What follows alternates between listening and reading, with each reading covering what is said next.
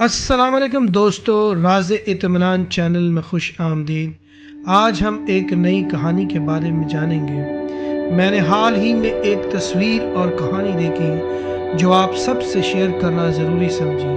तस्वीर में एक कौवा अकाब की पीठ पर बैठा है और उसकी गर्दन को चोंच मार रहा है, जबकि अकाब आसमान की बुलंदियों पर उड़ रहा है।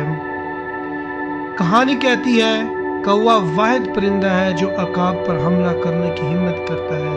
वह अकाब की पीठ पर बैठकर इसे तंग करता है, लेकिन अकाब जवाब नहीं देता।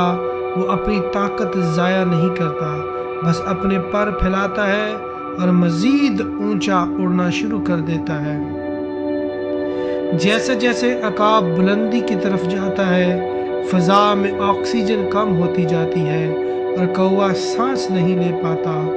आखिरकार कौवा गिर जाता है और अकाब आज़ाद हो जाता है।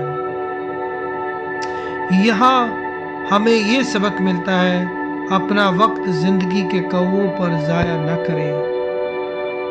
कौवा ज़िंदगी की परेशानियाँ, तनकीद करने वाले लोग, तवज्जो हटाने वाली चीज़ें और रुकावट की अलामत है।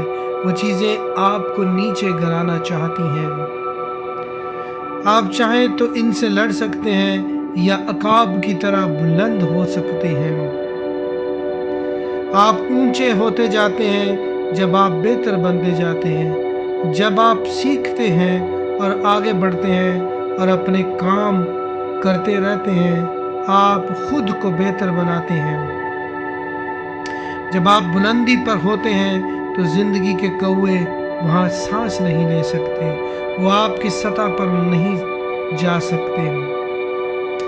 तो जब जिंदगी आपको चैलेंज करे, अकाब बन जाए, ऊंचा उड़ जाए, यही वो जगह है जहां आज़ादी और ताकत मिलती है। दोस्तों, इस कहानी से अगर आपको कोई सबक मिला है तो इसे लाइक करें, शेयर करें और सब्सक्राइब करें। शुक्रिया।